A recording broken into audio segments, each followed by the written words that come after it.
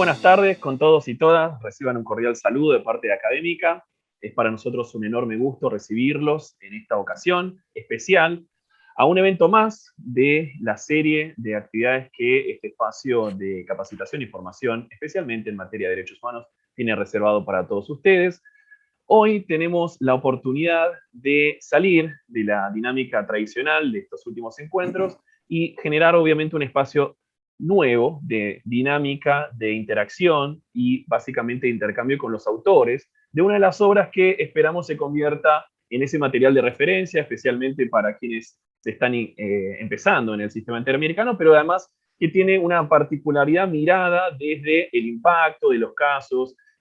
cómo han funcionado desde la filosofía del sistema interamericano, pero también cómo han generado sus efectos en materia del derecho interno, ¿sí? Yo soy Federico Baschetto, soy coordinador de Relaciones Internacionales de Académica, y hoy tengo el gusto de moderar este evento que básicamente consiste en la presentación de este encantador libro, que, como ustedes saben,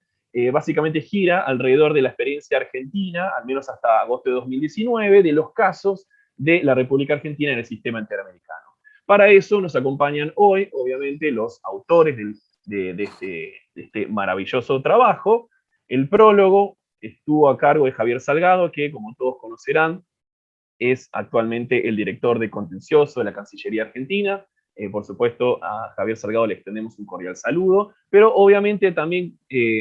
contó con la invaluable participación de quienes nos acompañan el día de hoy, ¿no? Marcelo Truco, Franco Gatti, Marianela Merli, María Belén Redondo y Marcelo Truco, obviamente, nuevo. Así que, sin mayor preámbulo, la expectativa de la dinámica del día de hoy va a ser concederle la palabra a los autores y especialmente también a quien tuvo la oportunidad de hacer el prólogo, para conocer de primera mano sus impresiones, sus reflexiones, lo que quisieran compartir con nosotros. Así que, como hoy estamos esperando la palabra de todos ustedes, sin mayor preámbulo, Javier, bienvenido a este espacio, muchísimas gracias por aceptar la invitación, el piso es todo tuyo. Bueno, muchísimas gracias, Federico, y a los autores. Para mí es un gusto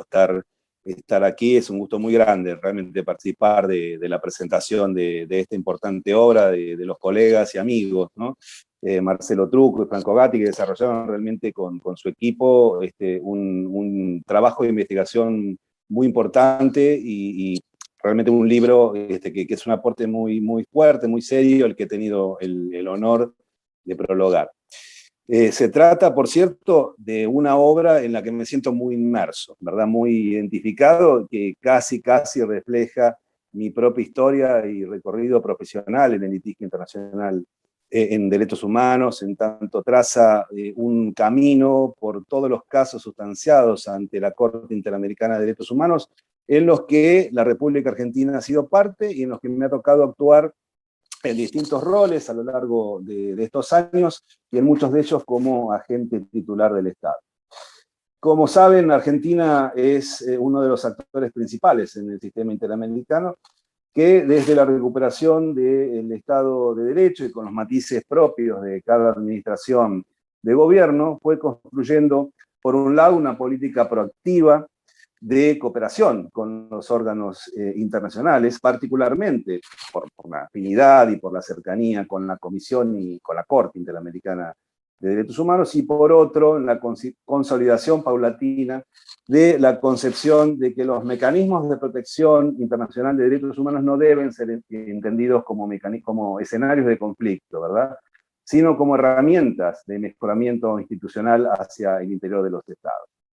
Y es esa mirada de Argentina sobre los sistemas de protección irradia en el trabajo de ambos órganos del sistema interamericano. Y es así que en el procedimiento ante la Comisión, Argentina se destacó por su política de soluciones amistosas como opción preferente, ¿verdad?, que la ha llevado a ser uno de los estados que actualmente tiene un mayor número de soluciones amistosas aprobadas por informe del artículo 49 de la Convención Americana, muchas de las cuales han tenido un enorme impacto institucional y que no solamente ha sido en relación al sistema interno en Argentina, sino que ha impactado a nivel regional. Y en el ámbito jurisdiccional interamericano, propiamente dicho, Argentina ha mantenido en su historial de litigio ante la Corte una estrategia clara, una estrategia permanente, que la ha llevado a litigar lo que se debe litigar. Y hemos ganado 2 casos incluso, cosa muy, pero muy poco habitual, ¿verdad? En tanto que estadísticamente la Corte Interamericana dicta condena en un 98,6% de los casos que se someten a su jurisdicción. Y asimismo, Argentina ha tenido la inteligencia, digamos, la certeza de reconocer responsabilidad internacional en aquellos casos que así lo meritaban. Incluso esto ha llevado a que en algunos casos haya sido el propio Estado argentino quien promovió el sometimiento de un asunto a la jurisdicción contenciosa de la Corte, como ocurrió en el caso de Juan Francisco Bueno Alves versus Argentina, en el que se intentó durante mucho tiempo, digamos, llegar a un acuerdo de solución amistosa con la parte peticionaria, pero que fracasó en atención a desmesuradas pretensiones económicas que los peticionarios pretendían, ¿verdad? Para darles un ejemplo, solamente en materia de honorarios, en este caso, la parte peticionaria exigía al Estado argentino satisfaga $4 millones, únicamente bajo el rubro de honorarios.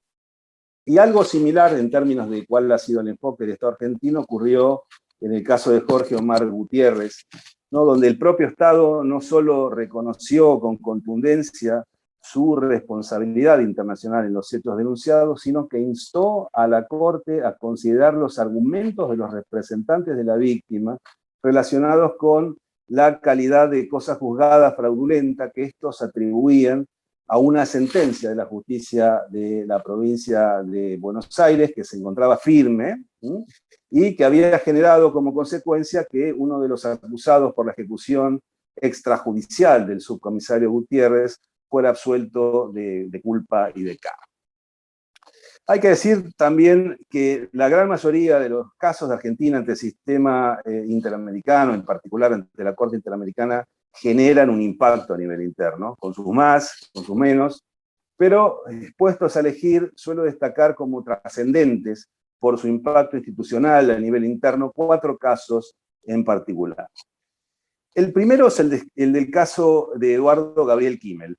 quien, como saben, fue el periodista que investigó la masacre de los padres palotinos, ocurrida durante la última dictadura cívico-militar, la cual plasmó en su libro La masacre de San Patricio.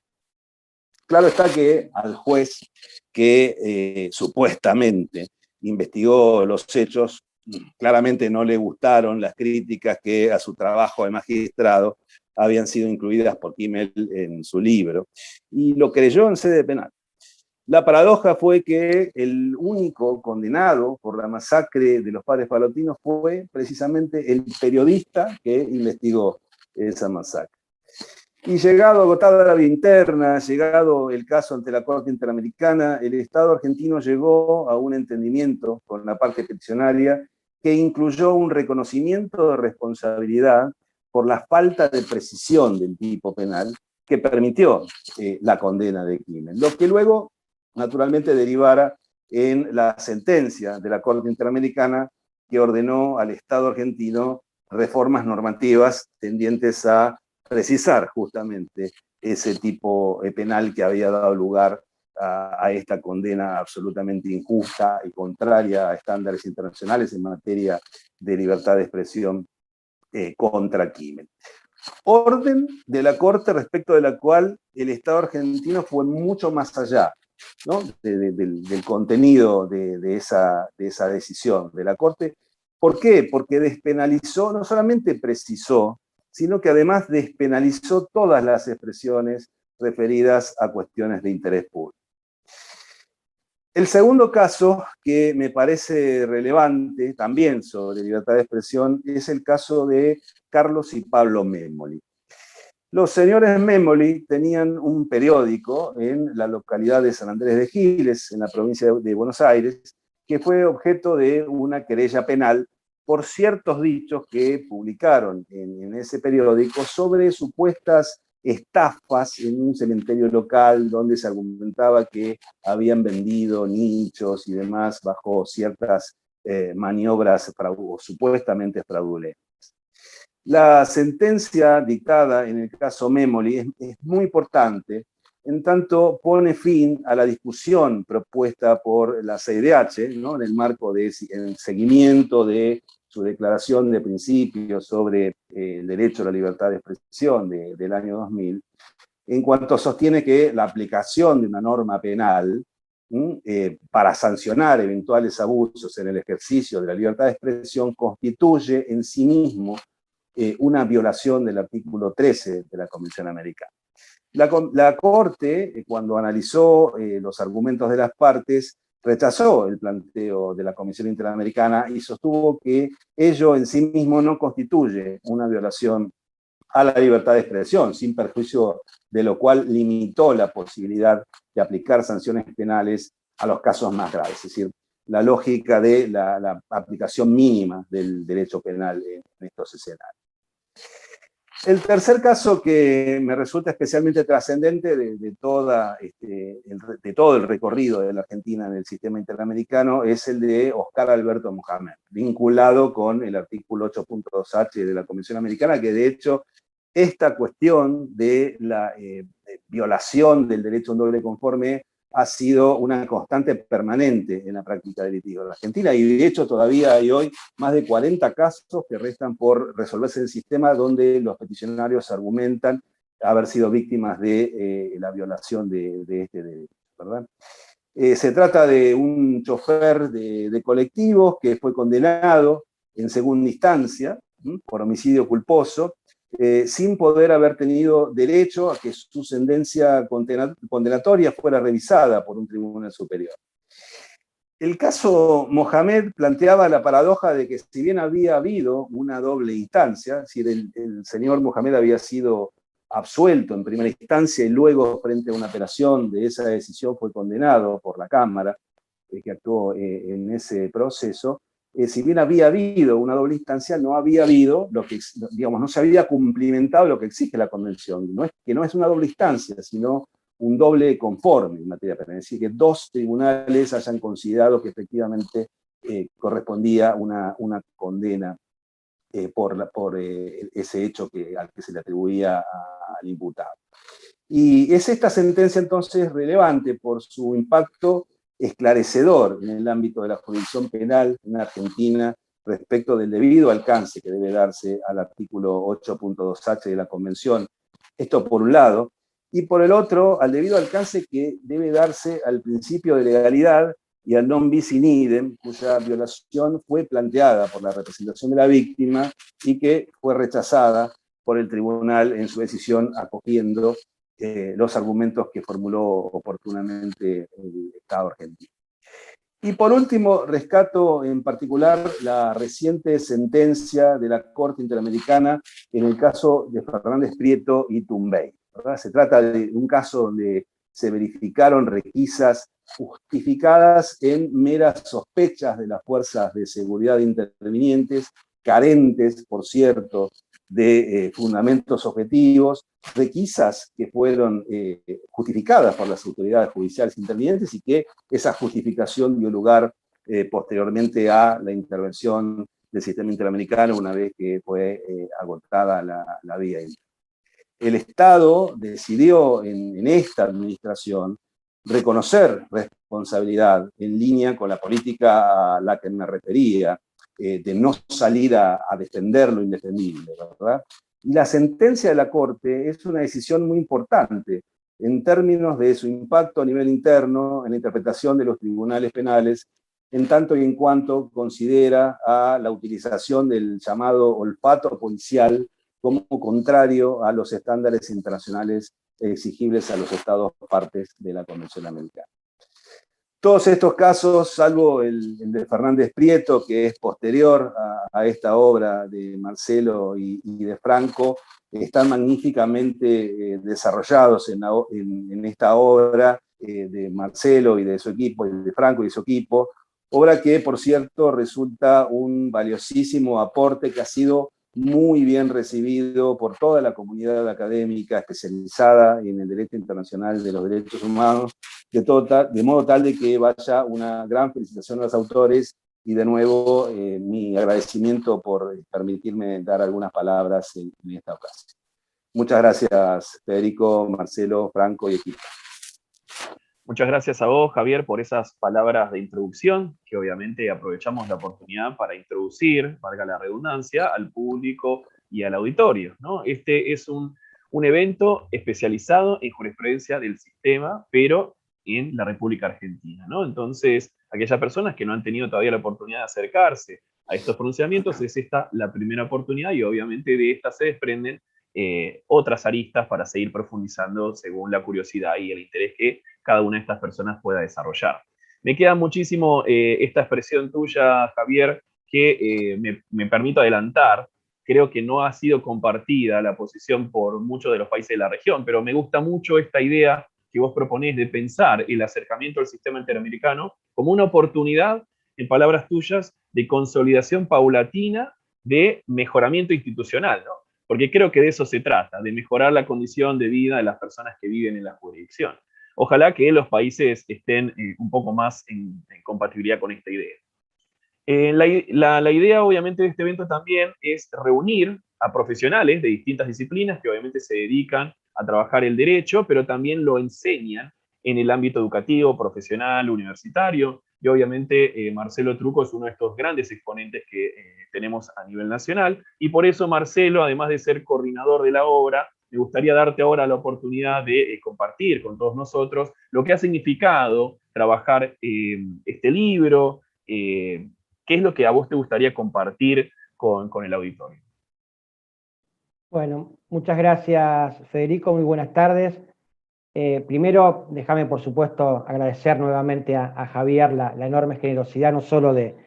haber prologado nuestra obra, que sin duda su aporte lo ha enriquecido enormemente, sino también la generosidad de estar acompañándonos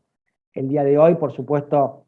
el gusto de poder compartirlo con los queridos y queridas colegas, ¿no? Belén, Franco, Marianela. El agradecimiento a Carolina Smois, por supuesto, de Académica, por siempre su generosidad y por la organización de este evento, y por supuesto Federico.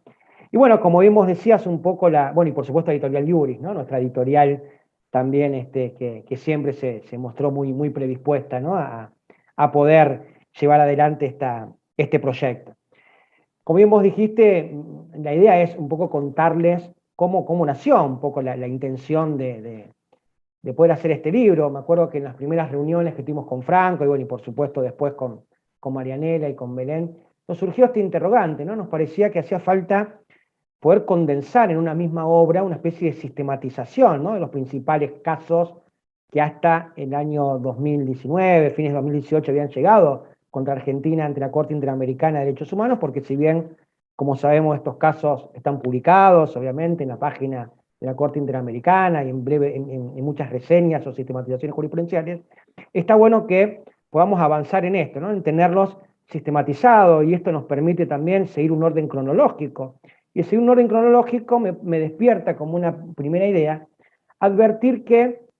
la Corte Interamericana en general, y especialmente en los casos que ha tenido que analizar respecto al Estado argentino, fue variando enormemente las temáticas, ¿no? Es decir, si bien los temas tradicionales vinculados a desapariciones forzadas, vinculados a hechos de tortura, están presentes, lamentablemente, en varios de los casos contra Argentina, vemos también cómo se ha avanzado en abordar otras temáticas, por ejemplo, como bien dijo Javier, en materia de libertad de expresión, en materia de garantías penales, en materia de derecho a la identidad, como fue en varios casos que han establecido la Corte Interamericana, en materia, por ejemplo, como dijo, del doble conforme, en materias vinculadas a cuestiones de averiguación de antecedentes, como fue el caso Señero, ¿no? Que implicó claramente la responsabilidad del Estado argentino por primera vez a partir de la muerte de Walter Bulacio, y lo que significó toda la connotación social, ¿no? Que generó el caso Bulacio a partir de su formulación allá por la Corte en el año 2003. Me parece también importante rescatar esto de que la idea del libro fue poder mostrar una película completa. ¿Qué significa esto? Y bien Franco en la introducción de la obra también lo formula, ¿no? Que uno ve casos, ve las sentencias de la Corte Interamericana, pero atrás de eso hay historias de vida, hay sufrimientos, hay familias que también han padecido, ¿no? Estos casos. Entonces nos pareció interesante poder un poco recrear esas historias, por supuesto, a partir de los hechos reales que fueron transmitidos por la Comisión Interamericana muchas veces, ¿no? En la presentación de sus demandas, pero meternos un poquito en eso, ¿no? En ver, bueno, cómo surgieron los hechos, ¿no? Que eran, que cuando uno habla, por ejemplo, de Kimmel, bueno, ¿quién era Eduardo Kimmel, ¿no? Es decir, ¿cuál era su trayectoria? ¿Por qué de alguna manera sufrió la violación de la libertad de expresión? Bueno, Walter Bulacio, ¿qué pasaba con este joven, un joven de una familia humilde, de Aldo Bonzi? ¿Cuáles eran sus sueños? ¿Cuáles eran sus proyectos? Porque muchas veces las historias de violaciones de derechos tienen que ver con esto, ¿no? Con truncar proyectos de vida, con truncar a lo mejor otros proyectos familiares. Entonces nos parecía interesante poder de alguna manera contar estas historias. Y por supuesto, el impacto, ¿no? Como bien decía Javier, ¿para qué sirvieron estos casos? Porque esto también me parece que es una importante dimensión que tiene el sistema interamericano y que tienen los fallos de la Corte Interamericana, ¿no? Una dimensión, por supuesto, individual y que tiende, en la mayoría de los casos, a reparar las consecuencias, ¿no? Que ha generado la violación por parte del Estado. Pero también, muchas veces estos casos tienen una connotación o una dimensión social, es decir, que han permitido a lo mejor cambiar, modificar, no solo a nivel normativo, a nivel legislativo, sino también a partir de políticas públicas. Por eso creo que también son buenas oportunidades para los estados, y en esto coincido enormemente con Javier, de que no pueden verse estos escenarios como escenarios de conflicto, sino que son escenarios también de oportunidades muchas veces para que el Estado pueda tomar real conciencia de que hay algunas prácticas y que hay algunas normas que necesariamente requieren una modificación para poder hacerlas compatibles con los derechos y libertades reconocidos en la Convención Americana y en otros instrumentos del sistema. Incluso, hasta en muchos de los casos, los estados han allanado la responsabilidad, ¿no? Internacional, es decir, han evitado revictimizar muchas veces, ¿no? Los sufrimientos, es decir, bueno, en esto no hay duda, no vamos a seguir discutiendo porque realmente las pruebas aportadas son realmente contundentes. Entonces, en esto nos queda allanarnos y tratar de colaborar a ver cómo podemos garantizar la no repetición de los hechos. Entonces, me parece que esta actitud de colaboración de los estados frente al sistema es sumamente valiosa, ¿no? Es decir, esto de que trabajamos siempre de no concebir a la relación entre el derecho internacional y los derechos internos como relaciones de conflicto, relaciones de tensión, sino verlas a través del diálogo, ¿no? Y a través de la cooperación y el enriquecimiento mutuo. Entonces me parece que esto es importante también, lo intentamos rescatar a lo largo de la obra. También rescatar la importancia de ver los estándares de la Corte Interamericana. ¿Por qué? Porque sin duda que el desafío del control de convencionalidad a nivel primario, como sabemos, no solo está dado por tratar de que al momento de emitir o aplicar nuestras normas internas lo hagamos de manera compatible con la Convención Americana, sino también siguiendo la interpretación que del contenido de esas normas ha hecho el Tribunal Interamericano por ser el intérprete auténtico y final de las convenciones. Entonces, también hay una necesidad y hay un compromiso por conocer estos alcances o estas interpretaciones dadas por el tribunal para poder profundizar y para poder mejor aplicar la doctrina del control de convencionalidad a nivel interno, ¿no? Nadie puede aplicar lo que no conoce en profundidad, y por eso el objetivo de la obra fue acercar mínimamente esos estándares, por lo menos en los casos que han tenido a nuestro país como protagonista. También me parece importante, y en esto creo que la obra también fue orientada a eso, poder transmitir esta idea de también la necesidad de que las jurisdicciones provinciales puedan también colaborar con el Estado Nacional al momento de tener que definir estrategias comunes para poder defender o para poder trabajar un caso frente al sistema interamericano. Vemos que la mayoría de los casos que llegaron a Argentina fueron originados en las provincias. Entonces, si bien el demandado es el Estado Nacional, por ser el Estado suscriptor de la Convención Americana y demás instrumentos del sistema interamericano, necesariamente luego la labor coordinada, el trabajo mancomunado entre los representantes del Estado Nacional, pero también los representantes del Estado provincial, hace también a una estrategia, me parece, mucho más seria, responsable, ¿no? Porque muchas veces sin esa colaboración, sin esos datos que a lo mejor transmiten las jurisdicciones provinciales, luego sería muy difícil poder realmente pensar en una estrategia y un conocimiento acabado un poco del problema que motivó la demanda ante la Corte Interamericana de Derechos Humanos. Por supuesto, y para no extenderme más, tratamos también en los casos que sistematizamos de ver cuál fue luego el seguimiento en cuanto al cumplimiento efectivo de las medidas de reparación que en algunos casos ordenó la Corte respecto al Estado. Por eso trabajamos en la parte final la cuestión de la supervisión del cumplimiento de sentencia, ¿no? Para advertir cuáles son aquellas reparaciones que por ahí más le ha costado al Estado argentino cumplir, cuáles pueden haber sido los fundamentos que el Estado muchas veces presenta para poder justificar ese incumplimiento, y también para tomar conciencia de que, como sabemos, las sentencias de la Corte Interamericana deben ser cumplidas en un sentido integral, pero que también hay una idea de prudencia por parte del sistema interamericano para entender que algunas cuestiones necesitan determinados plazos para poder concretarse, ¿no? Entonces, bueno, hemos tratado también de reseñar esos factores muchas veces que los estados aluden a los fines de poder justificar el cumplimiento o la dilación, en ese caso, en el cumplimiento de determinadas medidas de reparación. Así que bueno, la verdad que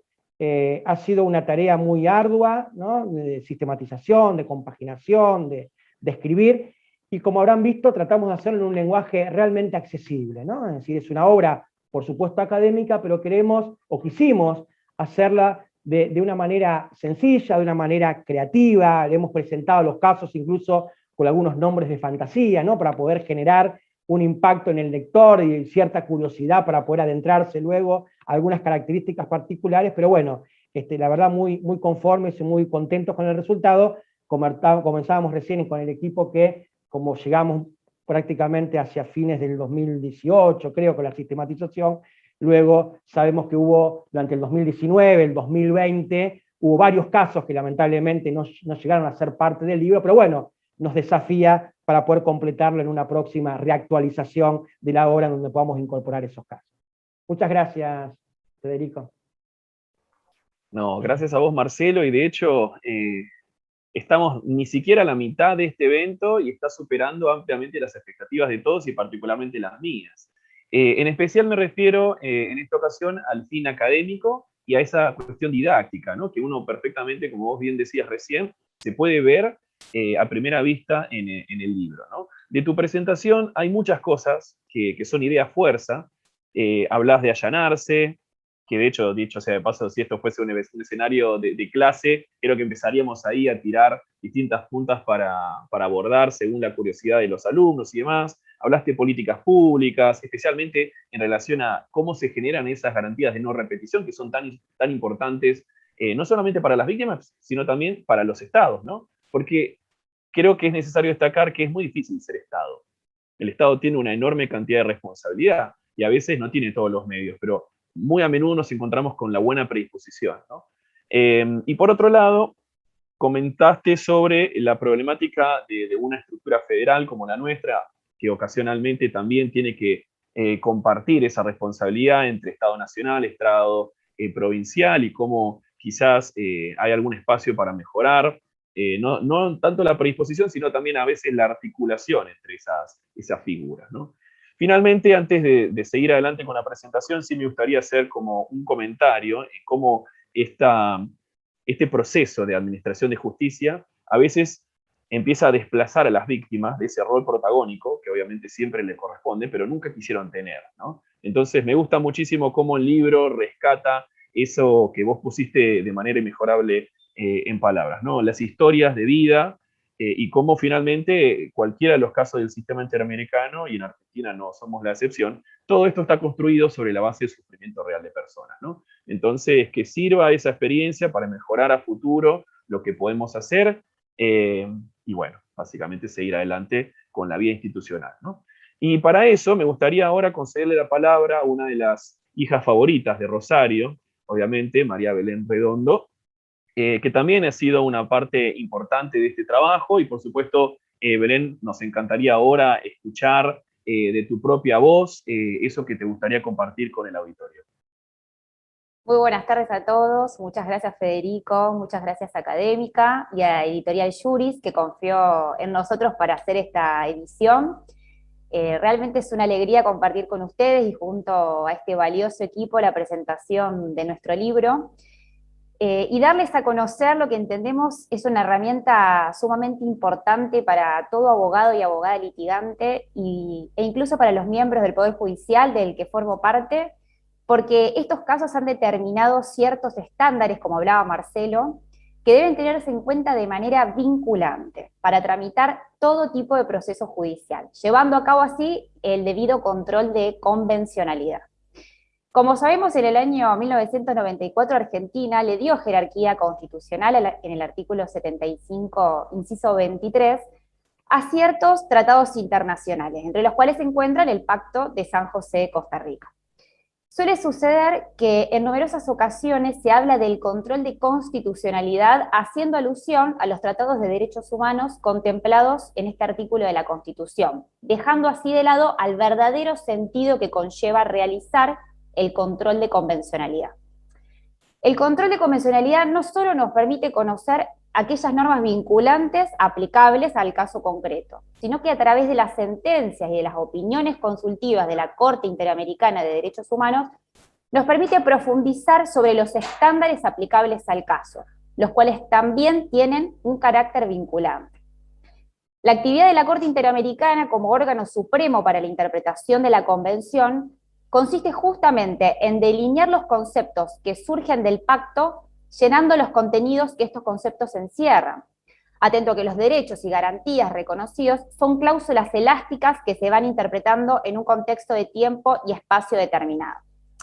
Argentina, por haber reconocido la competencia de la Corte Interamericana, tiene la obligación no solo de respetar las cláusulas de los pactos, sino también de aplicar estos estándares. Y muchas veces se confunde con que el control de convencionalidad solo es mencionar los tratados internacionales, las cláusulas de los tratados. E incluso muchas veces se confunde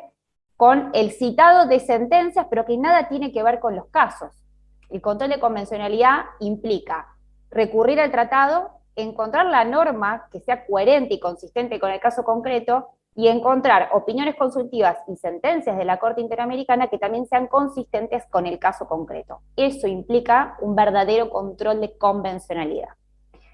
En mi oportunidad pude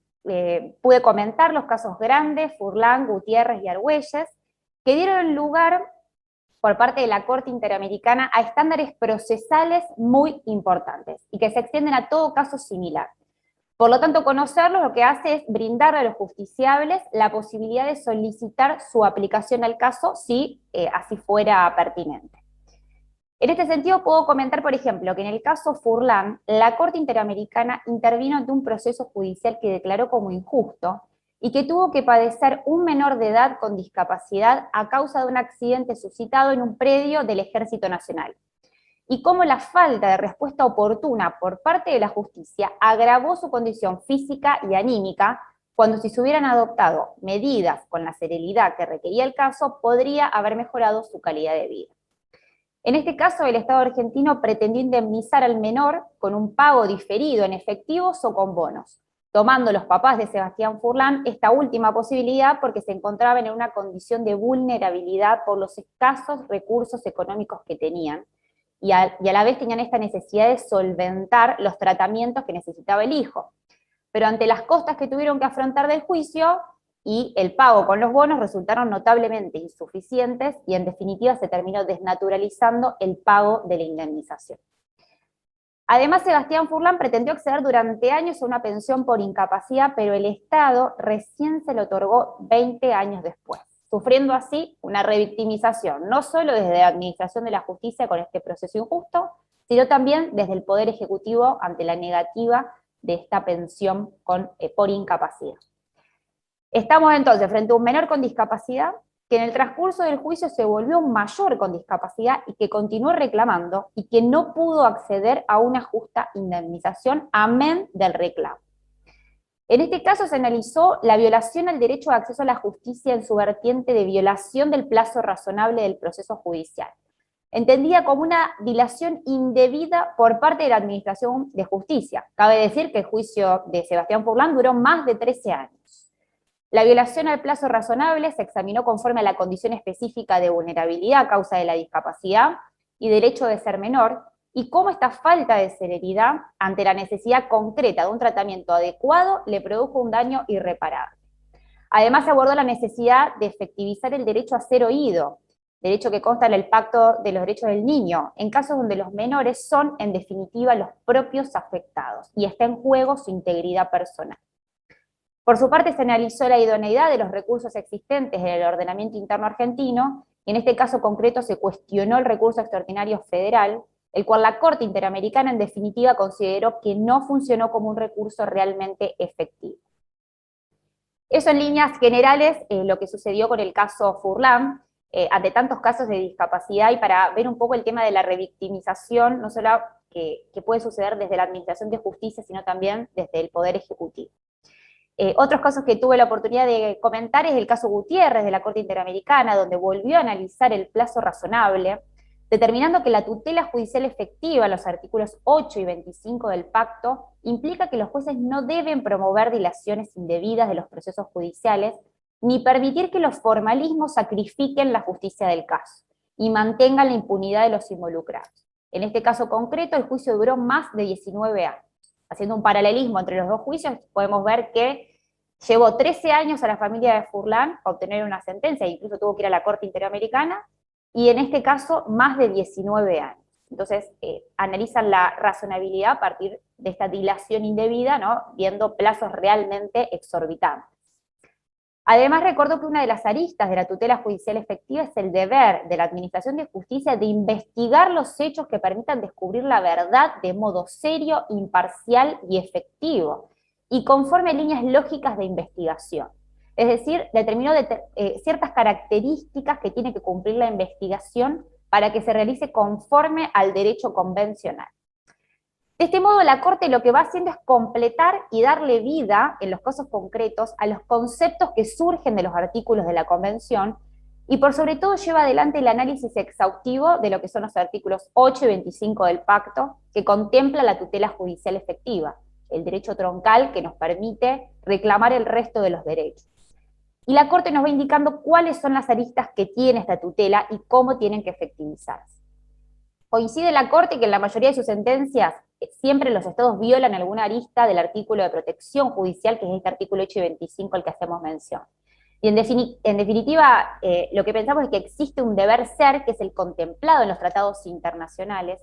y un derecho que es el de los ordenamientos internos de los estados. Y esta falta de adecuación de la legislación interna a lo que debería ser, conlleva que una y otra vez se incurra en la transgresión de este derecho humano por parte del mismo Estado.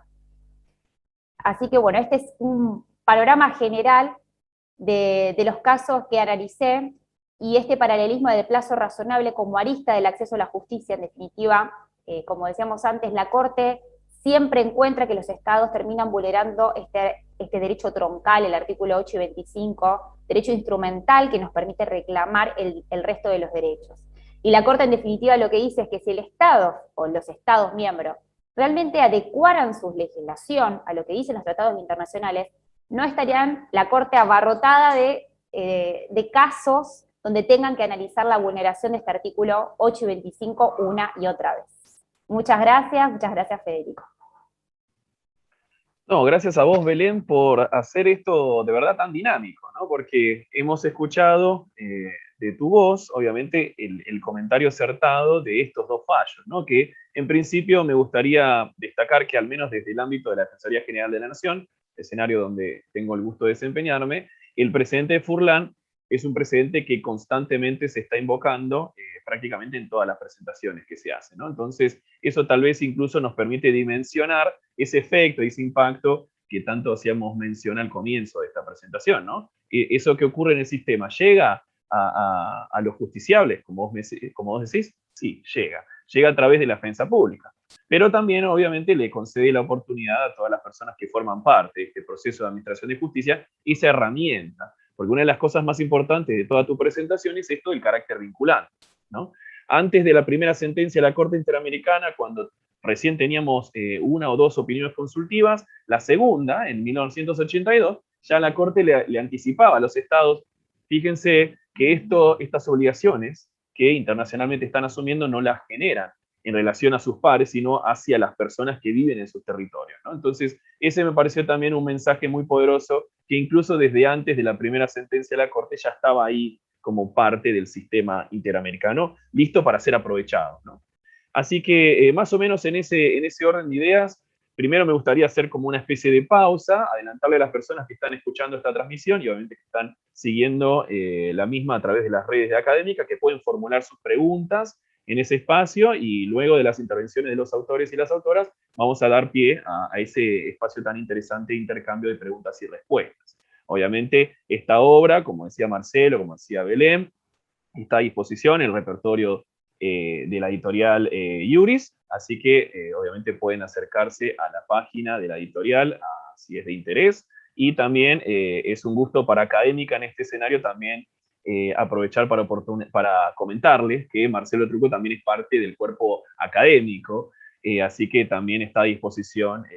distintos materiales que son de su autoría y participación. Sin mayor preámbulo, ahora me gustaría conceder la oportunidad a Marianela Merli también de opinar. Tengo entendido, doctora, que usted tuvo la oportunidad de comentar los fallos Mendoza y Memoli particularmente, y en ese sentido me permito preguntarle de esto, qué es lo que más le impactó de estos casos, y obviamente darle el espacio abierto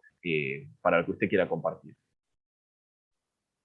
Bien, muchas gracias, Federico. Antes que nada, quería agradecer a Académica por el espacio para esta presentación, a vos por la moderación, al doctor Salgado por acompañarnos en esta actividad, y también, ya lo he hecho en otras oportunidades, pero es bueno renovar el agradecimiento a los doctores Trucco y Gatti por haberme permitido hacer un humilde aporte en esta obra, reseñando, como bien decías, Federico, algunos casos, como son el caso Memoli, el caso Mendoza y también el caso Mohamed, que ya ha tenido oportunidad de comentar el doctor Salgado, también junto con el caso Memoli, al iniciar la presentación. Lo interesante de esta convocatoria, y previo a adentrarme al estudio de lo que vos me preguntabas, me pareció que tenía que ver con esto, con lo que ya se mencionaba anteriormente, que era hacer accesible a quien no estuviera habituado a leer sentencias de la Corte Interamericana, digamos, los casos que han tenido a Argentina como protagonista, reseñando a manera de resumen, incluso a veces de manera novelada, los hechos, pero sin perder la rigurosidad al momento de resumir o de reseñar los estándares jurídicos que se emanan precisamente de cada uno de los casos. Y que, como decía Belén, se transforman en estándares jurídicos que son obligatorios de allí en adelante, digamos, que son de cumplimiento obligatorio y vinculante para los órganos jurisdiccionales encargados de aplicarlo, pero también para los otros órganos del Estado en el cumplimiento de sus funciones. Vimos al momento de sistematizar la obra que las materias, como decía bien el doctor Trucco anteriormente, que fueron objeto de los casos argentinos ante el sistema interamericano, fueron variados, pero que en el último tiempo ha tenido una preeminencia, aunque no una exclusividad, el estudio, o la Corte se ha abocado precisamente al estudio de lo que tiene que ver con garantías judiciales, digamos, o con garantías procesales. Belén, al reseñar sus casos, y recién nos comentaba, se refería a las garantías del plazo razonable, y digamos, principalmente, pero también, y esto también ha hecho referencia el doctor Salgado al principio, hay otra garantía procesal que ha sido objeto de alguna manera de condena, ¿no?, de responsabilidad internacional por su violación por parte de nuestro Estado, que es la garantía contenida en el artículo 8, apartado 2, inciso H, de la Convención Americana de Derechos Humanos, que es esta que se encontraba presente en el caso Mohamed, como bien hacía referencia el doctor Salgado, esta garantía del doble conforme, este derecho a recurrir el fallo ante un juez o tribunal superior, y que en definitiva tienen en común dos de los casos que me tocaron reseñar. Por un lado, el caso Mohamed, con esta característica particular del doble conforme, como reseñaban anteriormente, cuando la sentencia condenatoria se produce en segunda instancia, y esta interpretación o este estándar jurídico que emana de la Corte en este sentido, y el caso Mendoza, que hacías referencia, Federico, cuando me presentaba. También, como mencionaba el doctor Trucco, al momento de realizar esta obra, llegamos hasta finales del año 2018. Entonces, al momento de prepandemia, al momento de lanzar esta obra, yo cuando pensaba en qué decir al momento de la presentación, reseñaba un caso que había tenido por objeto también haber declarado la responsabilidad internacional por la violación de esta garantía, también que era el caso Gorigoitía. Sin embargo, en el año 2020 también hubo una sentencia condenatoria a Argentina por la violación de este mismo artículo, que es el caso Valle Ambrosio y otros. Y esto, digamos, de alguna manera pensaba, digamos, y también el doctor Salgado mencionaba que hay 40 casos pendientes también de análisis por la violación de esta garantía. Entonces pienso, bueno, de alguna manera estos estándares son vinculantes. Tenemos que pensar en el sistema interamericano como una herramienta de mejoramiento institucional. Coincido con esto plenamente, pero digo, ¿dónde radica la dificultad en que de manera constante Argentina está siendo declarada responsable por violar esta garantía, en especial la de derecho a recurrir el fallo ante un juez o tribunal superior, sobre todo en cómo está regulado en el Código de Procedimientos de la Nación, procedimientos penal de la Nación y en los distintos códigos de procedimientos penales de las provincias, el recurso de casación, digamos,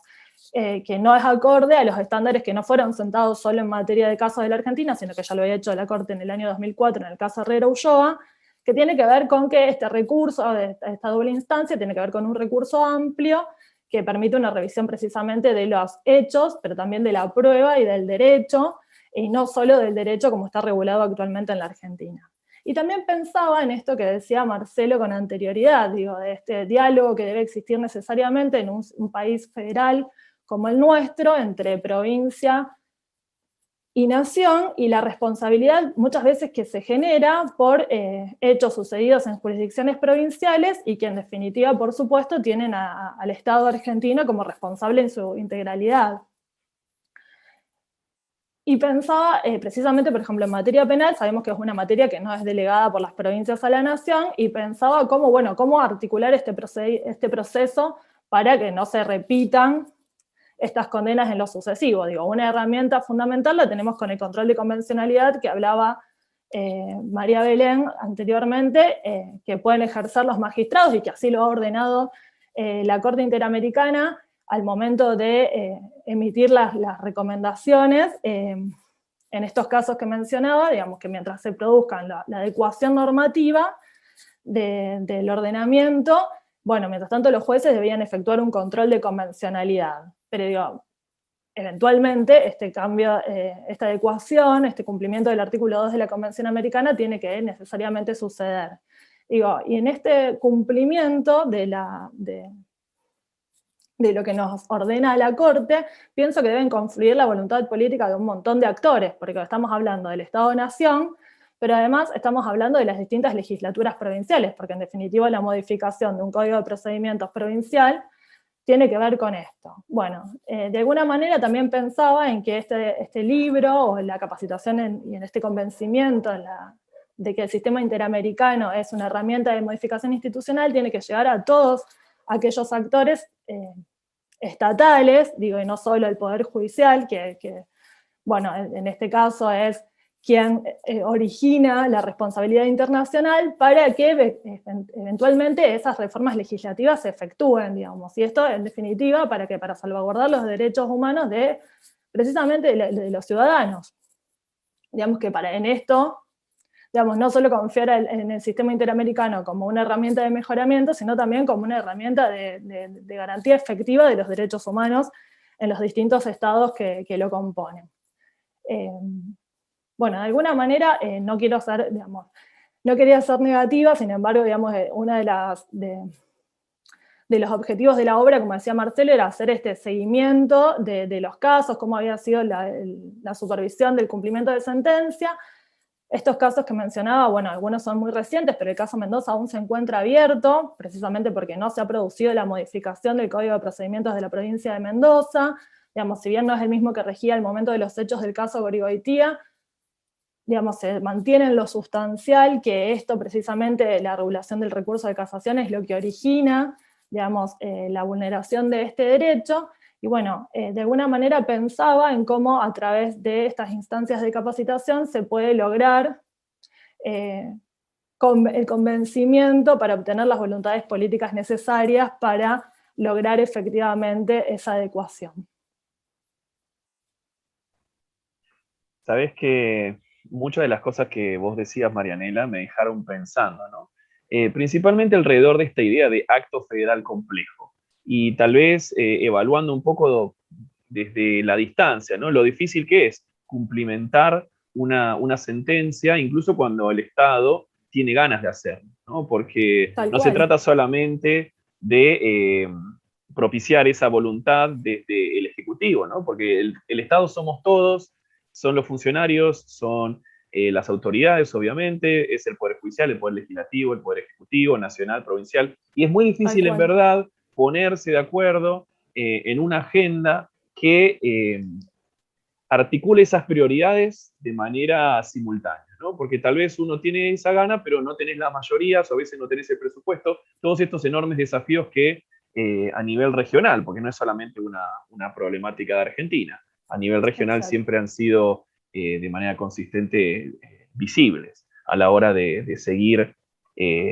bueno, de cerca, o un poco más de cerca, cómo se aplican esas sentencias del sistema interamericano. Y otra de las cosas que, tal vez un poco ya introduciendo la palabra de Franco Gatti, pero me gustaría ya dejar así asentado esta curiosidad que yo tengo, que tal vez después de la presentación de Franco podamos abrir aquí a la intervención de todos ustedes, que gira alrededor de las reparaciones, ¿no? Porque cada uno de ustedes tuvo la oportunidad de reseñar distintos casos, y obviamente el sistema interamericano siempre ha sido conocido por esa creatividad a la hora de disponer reparaciones, no solamente pensando en cómo volver, si es que se puede, a la víctima al estado anterior de la violación ocurrida, pero también generar esas garantías de no repetición. Entonces me interesa ya dejar el piso como abierto para la pregunta de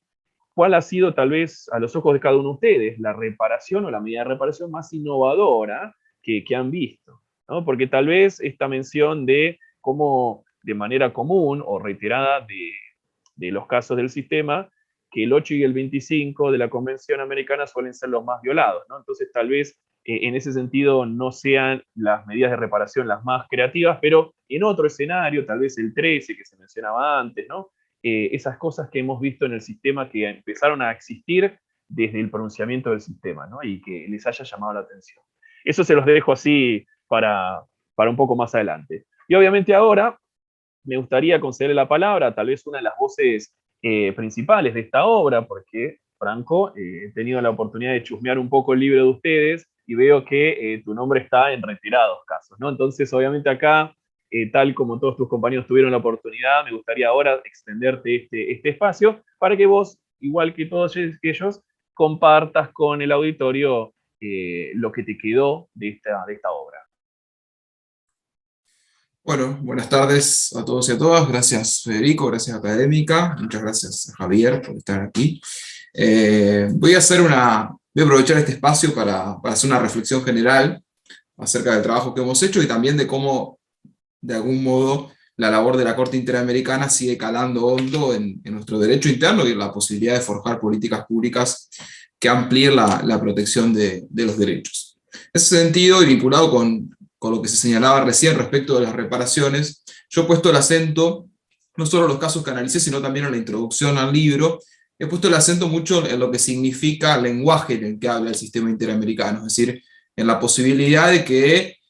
tanto la Corte Interamericana como la Comisión se transformen en espacios de escucha para las víctimas, bueno, en su caso las presuntas víctimas antes de que sean declaradas tales. Es decir, espacios donde puedan manifestar aquello que ha quedado pendiente o que no se ha oído adecuadamente en el orden interno. Y en ese sentido, me parece que es importante recuperar alguna idea central en torno a cuál es el vínculo que tiene la Argentina con el sistema interamericano de derechos humanos. Nosotros tenemos inevitablemente una referencia que hacer a nuestra historia reciente y precisamente pensar en cómo los derechos humanos han sido protagonistas de las violaciones quizás más atroces durante la última dictadura cívico-militar, donde los movimientos sociales, sobre todo el empuje de ciertos colectivos por la memoria, la verdad y la justicia, han comenzado a trazar límites al ejercicio del poder público. Pero también en ese momento histórico el sistema interamericano tuvo un papel importante. Recordemos la labor de la Comisión Interamericana y de su visita a la Argentina, que fue una bisagra para el comienzo de una paulatina recuperación de la democracia. Entonces, desde ese punto de vista, creo que nuestra unión con el sistema interamericano va mucho más allá de los casos que hemos aquí señalado, pero que nos permite entonces robustecer ese papel para pensar en cómo podemos mejorar ese vínculo cada día con más convicción, que la Argentina la ha tenido, pero también con la posibilidad de que sea un auténtico diálogo, es decir, que no se transforme necesariamente en un monólogo. Desde ese punto de vista, yo creo que la Corte Interamericana, en el rol que he indicado previamente, en ese rol de escucha, ha permitido importantes transformaciones en el derecho interno, que han sido algunas de ellas muy bien señaladas por Javier, que con su experiencia nos ilustra claramente cómo esto ha repercutido, y ha repercutido en la vida de cada uno de nosotros, es decir, no ha caído en saco roto desde ese punto de vista. Pero además, a mí me interesa señalar esta idea o la trascendencia que cobra el sistema interamericano desde el punto de vista de las víctimas, es decir, de que puedan ser concebidas en una instancia tan relevante como es la instancia de la Corte Interamericana en su carácter específicamente de víctimas. Eso hace a una faz de la reparación en las violaciones de derechos humanos que muchas veces es subestimada, pero que es crucial, es decir, que se pueda reconocer la subjetividad de la víctima como tal. Eso ya marca un antes y un después en la historia y en el dolor que ellas padecen. Tengamos presente que las violaciones de derechos humanos, en general, salvo algunos casos, no pueden volver hacia atrás el sufrimiento, pero me parece que el papel de los sistemas de protección apunta no solo a transformar políticas públicas, a generar nuevos esquemas normativos, sino también a posicionar a las víctimas en el lugar que merecen ser posicionadas, con todo lo que eso significa en sus vivencias y en su posibilidad de continuar con sus proyectos de vida, si es que eso es posible, ¿no? En ese sentido, Javier ha señalado algunos de los cambios importantes, de los impactos del sistema interamericano en nuestro derecho interno, y también hay que agregar, además de la tipificación de las reformas que se han formulado en el Código Penal en materia de injurias y calumnias, la tipificación del delito de desaparición forzada de personas, el impacto que ha tenido el sistema interamericano en el mecanismo de prevención contra la tortura, los criterios que ha forjado tanto la Comisión como la Corte en relación con la prisión preventiva, con la detención por averiguación de antecedentes. Es decir, realmente tenemos allí un horizonte muy claro, es decir, tenemos un norte hacia el cual dirigir nuestras prácticas, y por eso me parece que de algún modo esta obra ha intentado recoger y sintetizar de una manera, como decía Marcelo, de una manera clara y sencilla, el sendero que nos invita a transitar la Corte Interamericana y en el que el Estado argentino ha sido, en términos generales, muy responsable, sin perjuicio de algunas manifestaciones con las que todos hemos trabajado en los últimos tiempos que nos merecieron algún grado de desesperanza. Pero de desesperanza me refiero, ¿no?, a algunas manifestaciones, sobre todo de nuestro orden interno, de nuestra Corte Nacional. Pero creo que la virtud de trabajar estos temas y de ponerlos permanentemente en agenda se vincula con señalar o con insistir en que los sistemas de protección y el discurso de los derechos humanos tiene ese efecto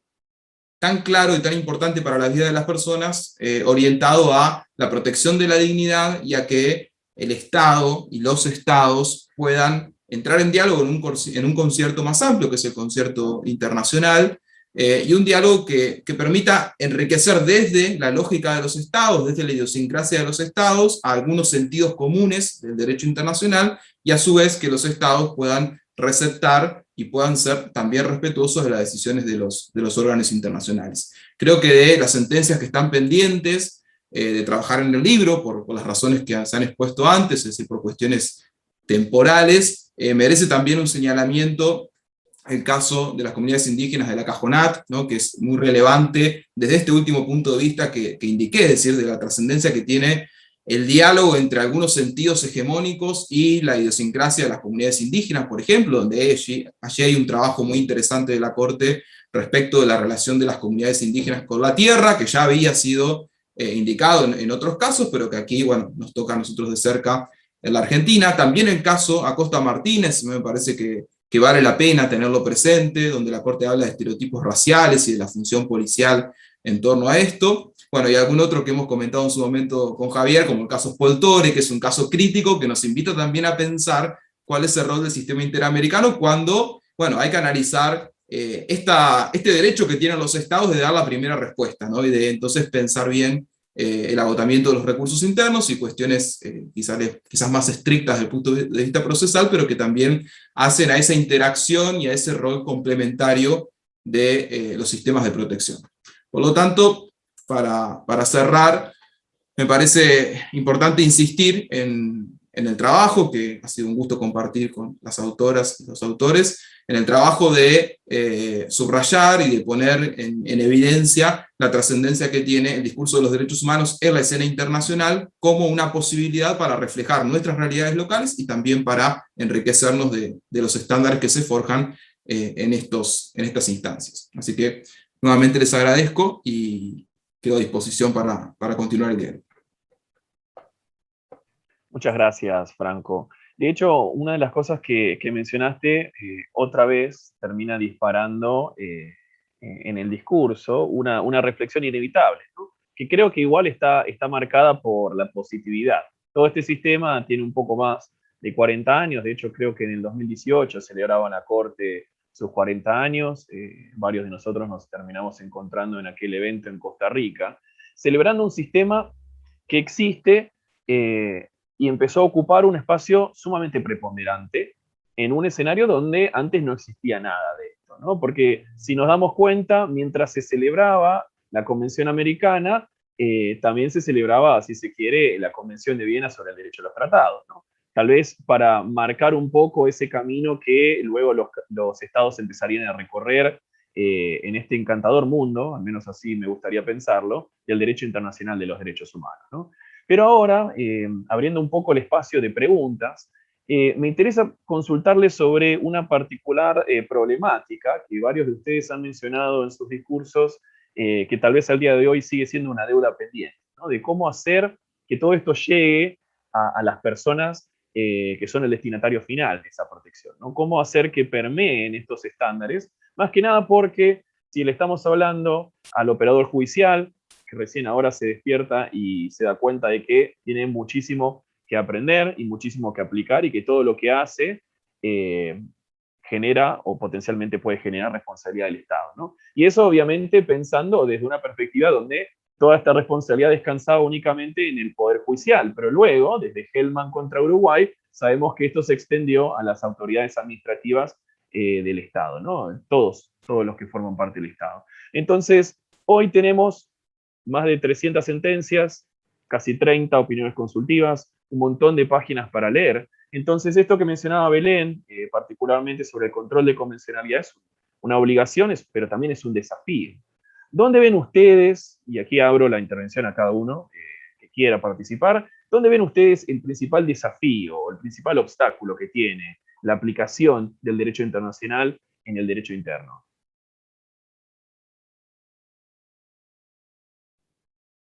Bueno, yo lo puedo decir desde el Poder Judicial. Hay falta de cursos, falta de información, una falta de coherencia en lo que es la línea jurisprudencial. Si desde los tribunales superiores la argumentación de las sentencias no se basa en los precedentes de la Corte Interamericana, no se realiza este control de convencionalidad profundo, yendo a los casos que tienen relación directa con el caso concreto, o sea, haciendo esta relación entre el caso que resolvió la Corte Interamericana con el caso concreto, yendo a las opiniones consultivas, y se relega muchas veces solo a recurrir a las sentencias de la Corte, a las sentencias de juzgados inferiores, cuando, por ejemplo, en juzgados de familia se habla del derecho del niño y la Convención de los Derechos del Niño, dejando de lado que el artículo 825 en transversal a todo proceso judicial, se hace muy difícil que los juzgados inferiores puedan seguir una línea argumental que es inexistente desde los superiores. Entonces creo que el desafío a plantearse es, primero, la difusión, concientización y educación desde los tribunales superiores con cursos de capacitación y sentencias fundamentadas en profundidad con los tratados de derechos humanos. Y es más, creo yo que cuando existe una violación, por ejemplo el artículo 825, que es lo más común en cualquiera de sus aristas, el superior, o sea, la Cámara de Apelaciones, por ejemplo, debería determinar cuál arista del derecho de acceso a la justicia se violó, en qué medida, a los fines de difundir esta educación, ¿no? Y de un modo de decir, bueno, ojo, acá estamos revisando esta sentencia, estamos viendo esta violación, no pueden los juzgados inferiores, o deben prestar atención los juzgados inferiores a cómo van a argumentar, o a qué normas van a tener en cuenta. Si bien, como decíamos antes, Constitución, artículo 75, inciso 22, en el año 94 lo incorporó, es como que ahora cobró dinamismo por el Código Civil, por el artículo 2 y 3, que nos dice, las fuentes del derecho son los tratados internacionales. Bueno, ya lo sabíamos, pero parece que ahora cobra otro tinte, y es como parece más obligatorio que antes, cuando en realidad ya era obligatorio desde antes. Pero bueno, todo suma a que el Poder Judicial también tome un poco de esta responsabilidad de estudiar, y de estudiar con seriedad para argumentar y hacer sentencias convencionales, no solamente constitucionales, como merece todo ciudadano. Esa es mi opinión en esto. Sí, yo creo brevemente también, frente a tu pregunta, creo, ¿no?, que uno de los principales desafíos es, repito, ¿no?, tratar de salir de esos escenarios de tensión y ver cómo podemos trabajar en la construcción de un jus comune que involucre también, y de los cuales los estados se sientan parte en la construcción, ¿no? Esto de tratar de cada uno en la esfera de su competencia, de poder generar un análisis o un control constructivo, ¿no?, que permita tratar de establecer salvataje de las normas internas de manera compatible con las obligaciones internacionales, y también esto de poder pensar siempre o valorar el principio pro persona también como una pauta de preferencia al momento de aplicar nuestras normas, al momento de interpretar nuestras normas, ¿no? Yo creo que pensar en el principio pro persona es una buena herramienta para aliviar esas tensiones o para acercar esos puentes comunicantes entre el ámbito nacional e internacional. Porque en ningún momento ni la Corte Interamericana ni el sistema en su conjunto planteó la relación en términos absolutamente imperativos y absolutamente contundentes, ¿no? La regla de interpretación del artículo 29 es bien clara en cuanto también permitir a los estados poder aplicar normas internas y poder aplicar interpretaciones siempre y cuando puedan resultar más favorables, ¿no?, más amplias a los derechos de la persona. Así que me parece que por ahí el desafío está en eso, ¿no? Cómo poder entre todos construir un sistema pensando en lo mejor para la persona. Si me permiten una intervención, yo diría algo más terrenal, ¿no? Porque yo entiendo todo lo de la interpretación y las cuestiones vinculadas al modo, cómo los tribunales interpretan y demás, pero en mi experiencia, al menos a mi modo de ver, el gran desafío que tiene Argentina, y no solamente Argentina, sino todos los estados de la región, es la falta de una norma interna que regule el modo como se ejecutan las decisiones internacionales. Porque la realidad es que los tribunales en general, y esto vale para los tribunales de provincia, como para la justicia nacional, la justicia federal, la lógica de interpretación del derecho internacional y incluso del derecho internacional público es como algo que lo ven absolutamente ajeno. En general tienen un anclaje muy fuerte en la normativa interna. Entonces lo que dice el código es lo que dice la ley interna, es lo que dice eventualmente la interpretación de la Corte Suprema de Justicia de la Nación.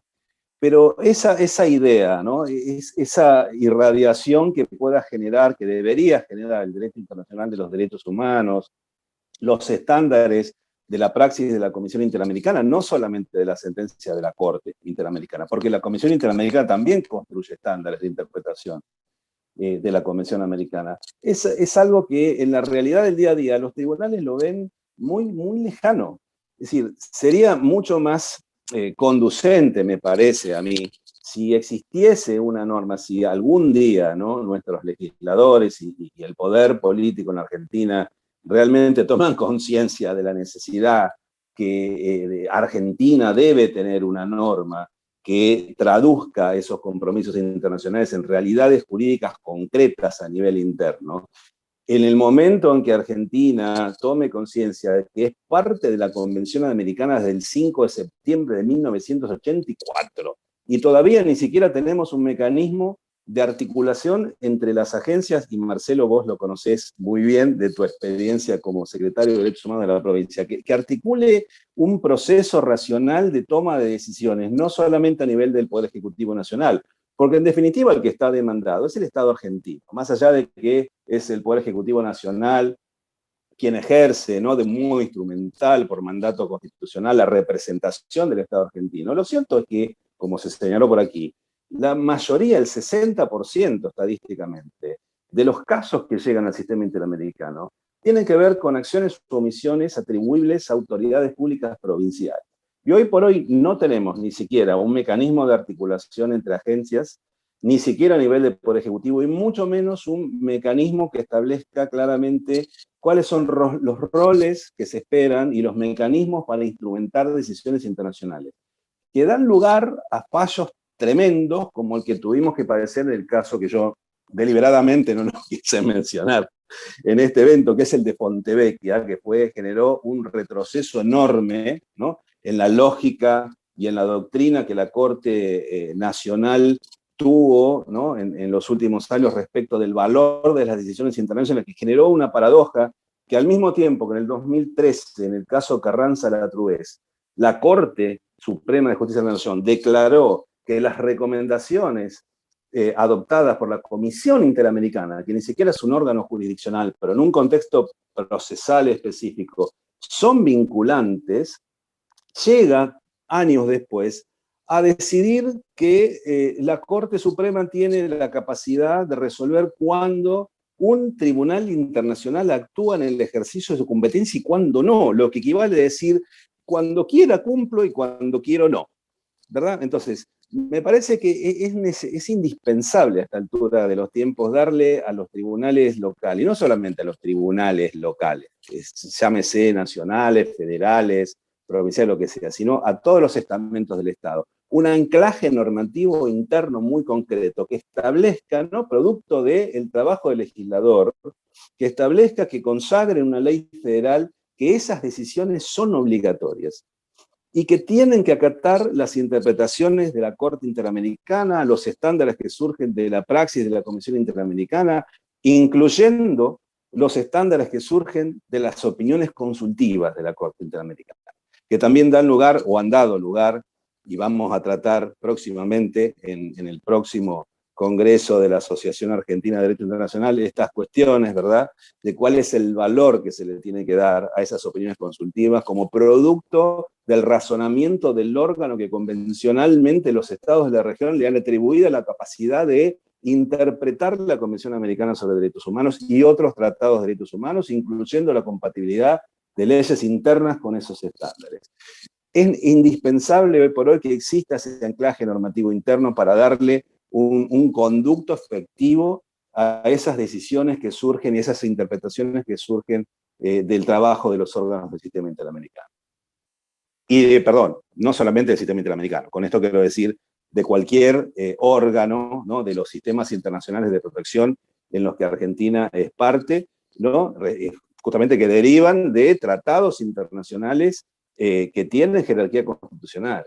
Y que además de la jerarquía constitucional, antes del 94 también eran obligatorios para el Estado argentino. O sea, no había que esperar al trabajo de los constituyentes del 94 para llegar a la conclusión de que esas obligaciones internacionales tienen que ser cumplidas con independencia de eventuales obstáculos que surjan del derecho interno.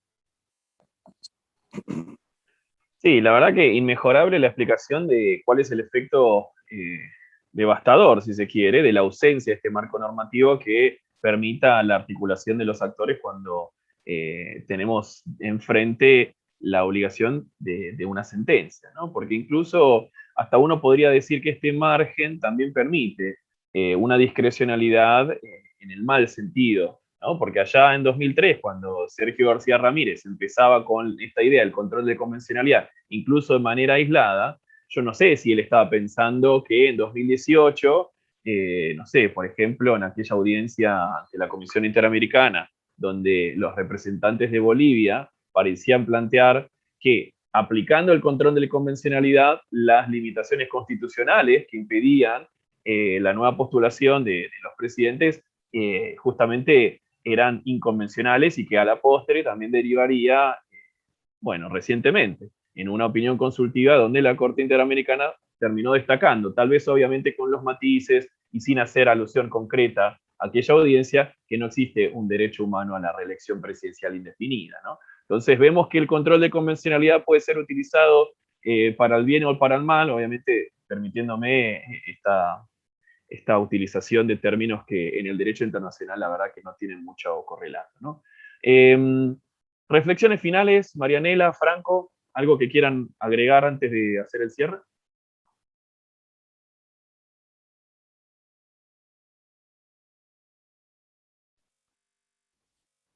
Bueno, no, en realidad un poco resumir que comparto con lo expresado por Belén, por Marcelo y también por Javier, también en parte lo había dicho en mi exposición, respecto de cuáles son los desafíos para la implementación, pero bueno, también un mensaje esperanzador en el sentido de capacitarnos, de generar instancias de capacitación para que exista ese convencimiento en todos los actores del Estado en que son necesarias estas herramientas para dar cumplimiento a algo que, como reiteramos, y digamos, y creo que es un grupo que está convencido de ello, es vinculante para el Estado. Digo, bueno, para que dejemos de ser unos pocos los realmente convencidos y que, bueno, deje de estar en discusión esto y se generen efectivamente los mecanismos para dar cumplimiento a estas obligaciones internacionales asumidas en ejercicio de una potestad soberana y libre, y también para que esto en definitiva redunde en la protección de los derechos humanos de ni más ni menos de los habitantes de nuestro Estado, digamos. Simplemente eso. Tengo problemas de conexión impresionantes, así que voy a tratar de... Bueno, por mi parte, un poco ratificar lo mismo y recordar que en términos generales la Argentina ha transitado un camino muy próspero en términos de derechos humanos. De hecho, yo recuerdo, por ejemplo, la audiencia de la Opinión Consultiva 24, Javier también la recordará, donde